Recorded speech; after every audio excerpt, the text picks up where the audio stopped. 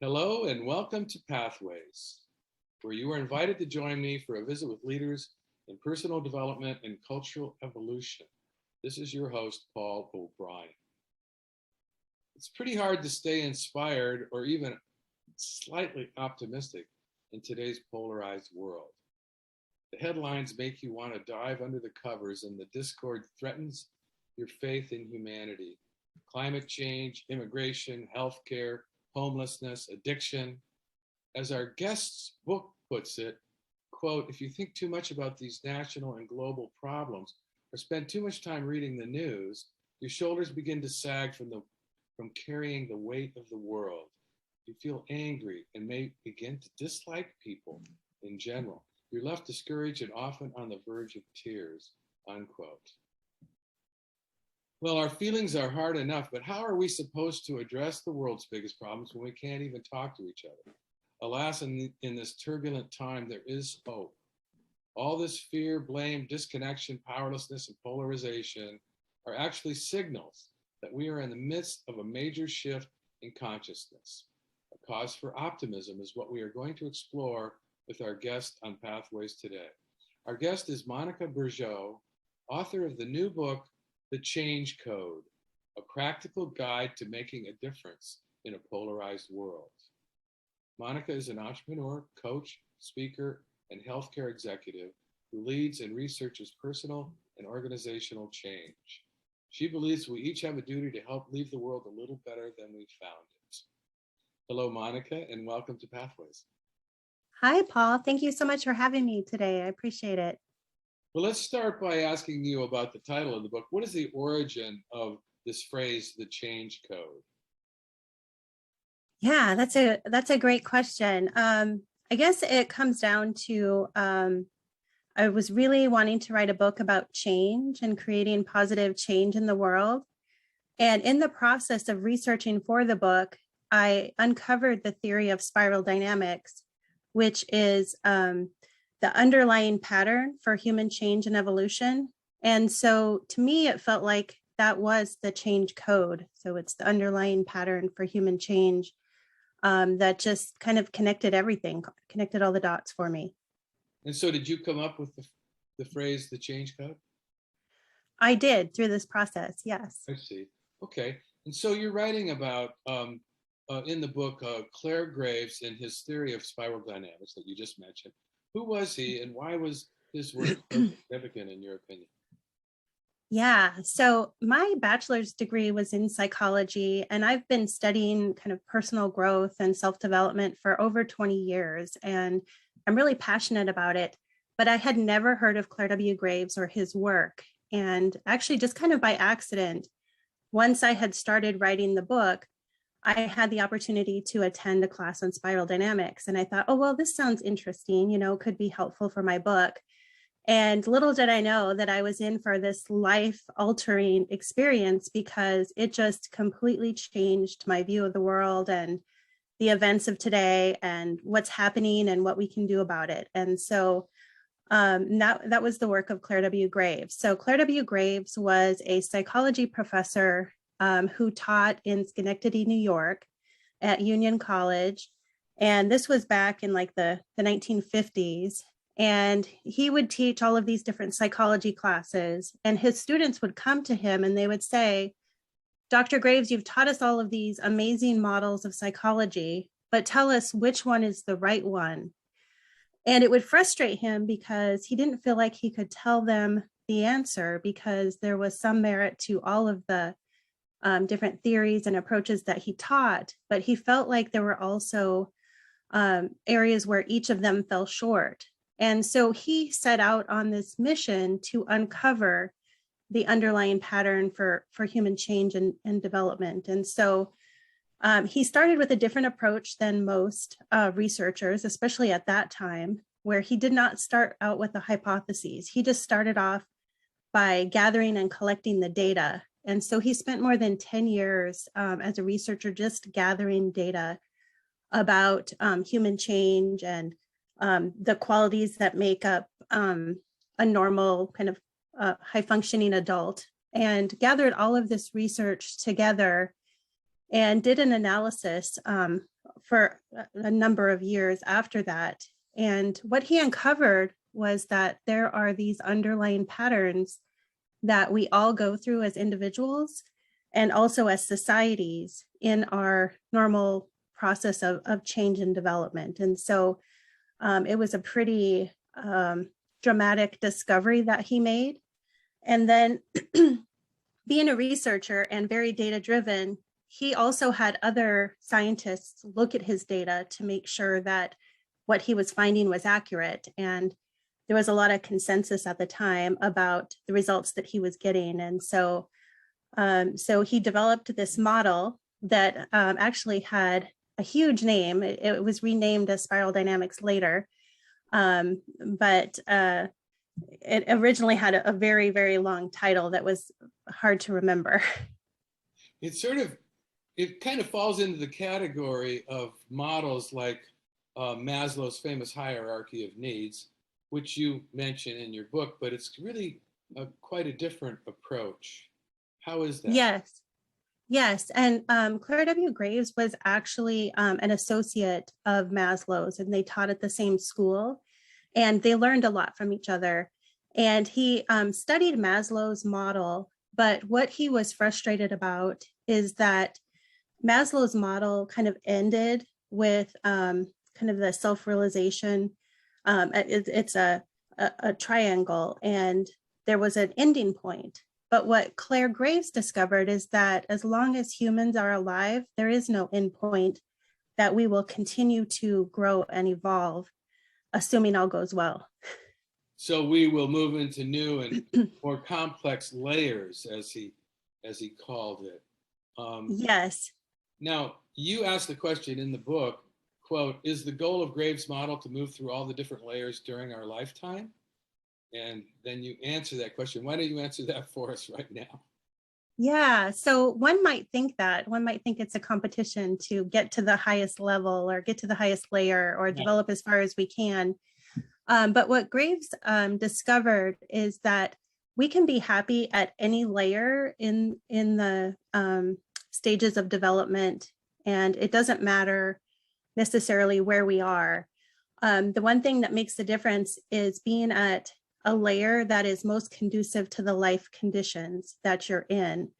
And so, for example, our life conditions have become much more complex and complicated than, say, they were like in the 1920s. You know, we have cell phones and the internet and all of this technology, and you know, the world is so interconnected, even more so now. And so we need different ways of coping and dealing with that complexity. And so, you know, as long as we are at a layer that handles that complexity well, we can be happy in any of the layers. Well, do they all handle the complexity equally well? It seems to me that can't possibly be true. Yeah, that's a great question. Well, every layer certainly handles the complexity differently, and some handle it better than others. And obviously there are layers at the later stages of development, which we call the second tier. And so those are the 7th and 8th layers in Graves's model. And in those layers, we see a massive shift in humanity. And we're starting to see signs of that now. But when you're operating from those 7th and 8th layers of development, you're no longer driven by fear. And so you're not so afraid of the complexity and all of the changes. And you're able to really see different shades. So it's not just black and white. You're able to see the complexities of issues and be able to come up with solutions that take a wide range of viewpoints and systems and beliefs into consideration. You're able to really handle a lot more complexity than the previous layers. And so I would think you would definitely be a lot more comfortable operating from those 7th or 8th layers in the changing conditions that we have today. Right. Let's talk about the layers. I mean, they're color coded, which is the way that some people have treated the 7 chakras. I know it's an entirely different system, but what are the colors? And let's just give a brief title for each of the layers. Sure. So the different layers were also given color names, and those were given by the people who wrote the book on spiral dynamics, which is Dr. Don Beck and Christopher Cowan. And so they took Clare Graves's model and wrote a book called Spiral Dynamics that assign each of the layers colors. And so I'll use the colors. So the initial color is beige. And beige is back where you're just focused on meeting basic human needs. And so food, comfort, sleep, reproduction. So like the early cavemen or somebody who's just been in a natural disaster, like you're not operating necessarily at the seventh or eighth layer, you're really focused on just getting your basic needs met. And so beige is the first layer of the theory of spiral dynamics and the change code. Okay, keep going. It's also very instinct driven, very much hunter-gatherer. Then the second layer is purple, and purple is like a focus on the family, keeping the God and the spirits happy, keeping the nest warm and safe. And so we move from layer to layer as life conditions get more complex. And so the first layer, beige, we were really in that hunter-gatherer mentality. And we began to realize if we started to work together in tribes or communities, that we were safer and we were able to survive better. And so then we, as a human species, began to move into that purple layer of development. And we also see these stages as we develop as individuals. So beige are like infants or babies. You're very much in that beige stage. And then purple is the toddler stage. And then over time, we move into red, which is the third layer. And red is very focused on action and assertiveness. And so we start to see this like in the terrible twos and those, and actually also in the teenage years too. So you're part of that warm and cozy purple tribe, but it starts to feel too confining. And so you begin to want your independence and begin to, just want to branch out. And so you begin to see that red. You see the world as a dangerous place that's full of threats and something that you need to protect yourself against. And so a very different view of the world than like the purple. And then from red, you begin to move into blue, and blue is full of righteous order. And so this is where we began to realize that we needed to move into communities, and farming practices started to develop, and we began to work together. So we realized that there needed to be rules and order in society. And so the blue layer began to develop as a society at that point in time. We also see blue after the teenage years, so like the early 20 years. And some people can stay in blue their whole lives, or a lot of times at least until like age 25. And blue is very much on, there's one right way to do things. So there's not a lot of options, and you're either right or you're wrong. It's very moralistic, very cautious, very rules-based. And then after blue, we see orange, and orange is very materialistic. So it's driven by technology, scientific advances. So we began to see the orange layer develop in our society when we started to see the industrialization. And so people began moving away from the farms and moving into the cities. And we saw a big advance in science and technology, all of those things. And so orange has taken us a lot of different places. We've seen a lot of medical advances. It's taken us to the moon as a society. And orange is still our predominant kind of layer as a human species, as a society. We're primarily in this orange layer, but we're not limited by that. And so the next layer after that, and we see a lot of people and even some societies in the world today in this next layer, which is green. And green is really focused on healing the self, healing the planet, equality. It values consensus rather than authority. It seeks harmony, seeks inner peace. it believes everyone is equal. And so we see a lot of green in our society today, and the emergence of green, which can actually conflict a lot with some of the previous layers that we discussed. And then after that, after green, we begin to move into the second tier that I mentioned, which are the 7th and 8th layers. And Clare W Graves referred to this move from green into these 7th and 8th layers as man's momentous leap, because once we move into the yellow and turquoise layers, you're actually able to handle more complexity than all the previous layers combined. And so, as I mentioned earlier, the yellow layer, you're no longer driven by fear. And so you're really able to make much better decisions. You're able to just act at a much higher kind of capacity with the complexity. It's also the first integral layer, where the previous layers either operated on primarily a left or right brain focus. And the yellow layer is really strong at incorporating both sides of the brain. So they call it integral. You're able to really integrate lots of different ways of being. And then the 8th and final layer in Graves's model is turquoise. Now, these are just the layers that he documented in his research, but he believes that man's journey never ends. And he did see signs of a 9th layer, but he didn't have enough data at that time to really document it. And that next layer would be coral. But the 8th layer is turquoise, and the focus is on the power of the universe, the good of all living things. It really has a global view, a spiritual view. And he didn't see very many people. I think 6 out of several thousand of his people in his study were in turquoise. I see.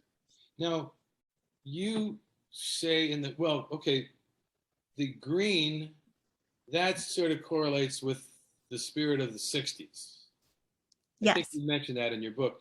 And then the orange, just before that, that's about technology, maybe started around the Industrial Revolution, and does that also encompass information technology, like computers? It does. Yeah. Yes. So you say we're moving from a very rational, analytical, and materialistic era into one that's more humanistic and communal. So that would be like evolving from orange to green, right?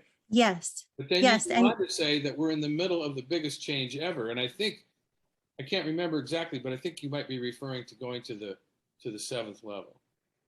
Yes, and we're starting to see more and more people, I think, in that integral 7th and 8th layers that are really able to operate and work with people at every layer, regardless of where they are, and they're able to incorporate those perspectives and really operate from, no longer a place of fear, but just in looking at kind of what's best. And while society is moving from orange to green, green is what sets the foundation for those next layers. And if you look at the amount of time our society has spent in each of the layers, it's gotten shorter and shorter from the beginning of humanity. And so it's not expected that we'll stay in green very long. Assuming that we're able to do that, I think it's important to remember that nothing is kind of guaranteed, because things can happen, and you can also go backwards in the spiral potentially. But I like to believe that we'll continue to move forward through the different layers of the spiral. And right. So this is not a hierarchical model, because as you mentioned in the book, people can be in any one of these layers and they can be happy. But it occurs to me that the polarization that's increasing, and your book is all about how can we get beyond polarization. How do these layers help us get beyond polarization? Because it seems like orange is kind of in conflict with green, or certainly with red and blue. It seems like these layers kind of are naturally in conflict with each other. They are. And I think it's important to realize that when we're talking about these layers, that humans are complex beings. And so, and that we all go through every layer. And if all goes well, we're able to incorporate each of the previous layers. And so, for example, if I'm assuming you're probably like in yellow or turquoise, and you would also have aspects of green and orange and blue in your personality. And so we all have aspects of all of the different layers. And so sometimes different aspects of the layers might present themselves depending on the situation. So like if your day job was working at a bank where it was very rule oriented, more of your blue might come out versus when you're at home and you're with your family and you're relaxed and you're able to be your true self. And so we're able to move within the different layers. Although in general, most of us are more comfortable in one of the primary layers. And so we do spend a lot of time there. Well, why are we so polarized? I mean, Yeah. It's incredible. Is this because we have what you call wicked problems? Yes. Yes. Well, some of the reasons that we're polarized is because when you're operating from a layer, you're essentially looking at the world through that lens. And that lens might be totally different from how someone else views the world. And so those can be opposing.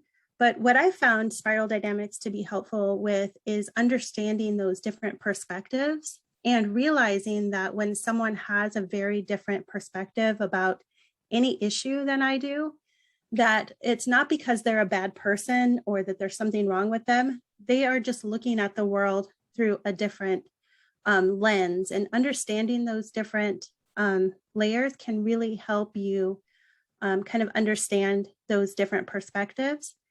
And then I also like that you brought up the wicked problems, because we definitely face a lot of wicked problems. And essentially wicked problems are ones that don't have a clear solution. So for example, climate change, I can't just say, you need to just do X and we're going to solve climate change, right? Because it's very complex and it overlaps lots of different systems. And so you have to be able to look at all of these different aspects. And one person isn't going to be able to solve some of these big problems because they're wicked. And so it's going to force us to kind of come together to work together for some of the solutions of these bigger challenges that we're facing. You're right. Our society isn't crumbling. It's in the midst of a major transformation. Well, that's a very hopeful statement. But how do we do this? How do we overcome? And you say polarization is the natural result of change and an inevitable part of a major paradigm shift. Once enough people move into the next value system layer, change will happen very quickly, and we are nearing the tipping point. So what can we do when it's almost impossible to have a civil conversation about so many things? Yeah, that was one thing that was really reassuring to me, is that this tension that we are experiencing right now is a natural part of the change process. And it's like a slingshot. When you pull the string back, you're increasing the tension. But when you let go of it, it's going to shoot that object ahead further and faster. And so this tension is actually necessary in order to create the tension and the life conditions that are necessary for us to move to that next layer. And so while it's unpleasant, that was reassuring to me to know that this is part of the process and will help us move farther, faster. You write about leadership and you say that we're all change leaders to the extent that we care and we can get in alignment with our values. And you write about trusting one's intuition, and your book is subtitled A Practical Guide, and you offer some practical tips. Why don't we close the show today by asking you to share a few of those practical tips about what can we do to help things resolve, help these paradoxical, wicked problems come to a resolution? Yeah, great question. I do believe that we all have the ability to help make the world a better place. And I think understanding spiral dynamics can be part of that, and realizing that you can't change other people. But what we can do as change leaders is help create a positive place for them to go as they move through these life conditions. And so that's really where I focus a lot of my energy on is creating the new and creating where we're going after this kind of paradigm shift. And so I think that can give a lot of comfort to people who are a little bit stressed by all of the change. I think a really key aspect of being a change leader right now is to really practice self-care so that you can stay grounded, so that people that are in other layers or situations that are happening around you are not going to aggravate you, but allow you to stay grounded so you can show up kind of as your best self in the situation. And you're going to be able to handle that tension and turmoil that's happening right now more than ever.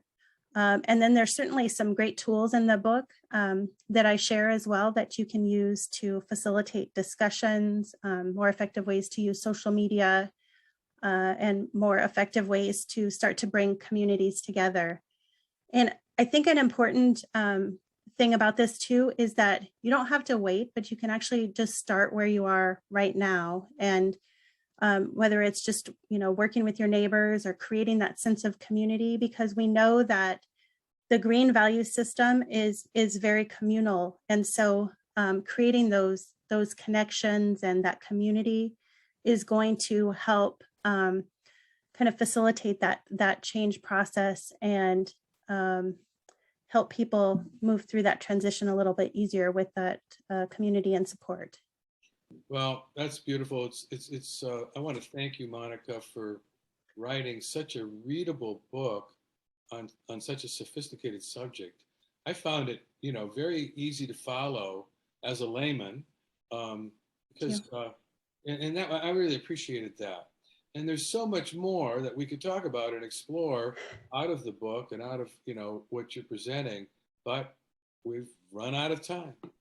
So I want to be sure to tell our listeners about your website before we close, which is www.thechangecode.net. And you've also got www.monicabourgeau.com, which is basically your name all in one word, Monica, Bourgeau.com. Yes. And for those who may have tuned in to Pathways late, this is your host, Paul O'Brien, author of Intuitive Intelligence, a book that shares the theme of pathways, which is personal and cultural evolution. And don't worry, you can play or share this interview whenever you want via the internet or as a free podcast, and I'll tell you how in a minute. Today we've been visiting with Monica Bourgeau, author of The Change Code.